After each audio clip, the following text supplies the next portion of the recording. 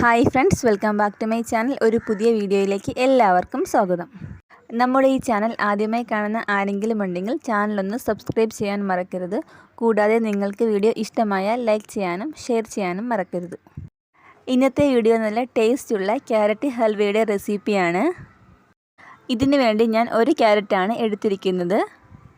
Carrot നന്നായിട്ട് കഴുകിയിട്ട് നമുക്കിതൊന്ന് ഗ്രേറ്റ് ചെയ്ത് എടുക്കണം.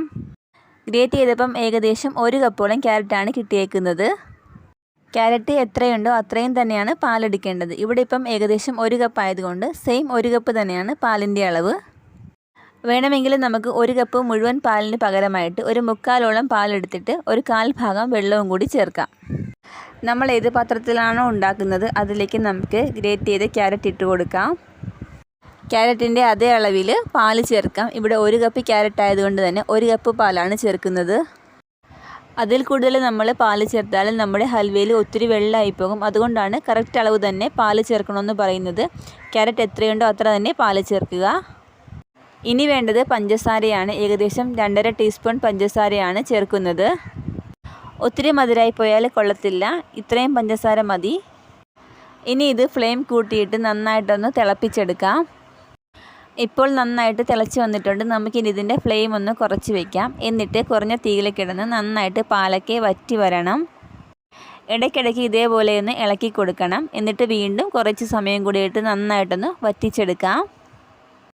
ഇപ്പോൾ ഏകദേശം ഒരു 1/4 പരുവത്തോളം പാകമായിട്ടുണ്ട്. ഒരല്പസമയം കൂടി ഒന്ന് വറ്റിച്ചെടുക്കണം. ഏകദേശം ഈ ഒരു പരുവം മതി. നമുക്കിനി ഇതിലേക്ക് 1 ടീസ്പൂൺ നെയ്യ് ചേർത്ത് കൊടുക്കാം. നെയ്യും കൂടി ചേർത്ത് നന്നായിട്ടൊന്ന് ഇളക്കിയിട്ട് ഫ്ലെയിം ഓഫാക്കാം. നെയ്ക്ക് പകരം വേണമെങ്കിൽ നമുക്ക് ഡാൽഡ ചേർക്കാം. നല്ല സോഫ്റ്റും നല്ല ടേസ്റ്റും ഒക്കെയുള്ള ക്യാരറ്റ് ഹൽവ റെഡി ആയിട്ടുണ്ട്. നമുക്കിനി ഇതൊരു പാത്രത്തിലോട്ട് മാറ്റാം. ചെറുതായിട്ടൊന്ന് ഷേപ്പ് കൊടുത്തിട്ട് അല്പസമയം ഫ്രീസറിൽ വെച്ചാൽ നല്ല സൂപ്പർ ടേസ്റ്റ് ആയിരിക്കും. വളരെ സിമ്പിളായിട്ടാണ് നമ്മൾ ഈ ക്യാരറ്റ് ഹൽവ ഉണ്ടാക്കിയിരിക്കുന്നത്. എല്ലാവരും ഇതേപോലെ ഒന്ന് ട്രൈ ചെയ്ത് നോക്കണം. നല്ല സോഫ്റ്റായിട്ട് അലിഞ്ഞു പോകുന്നൊരു ടേസ്റ്റാണിതിന്. ഇതുപോലെ രുചികരമായ വേറൊരു വീഡിയോയുമായിട്ട് നമുക്ക് വീണ്ടും കാണാം.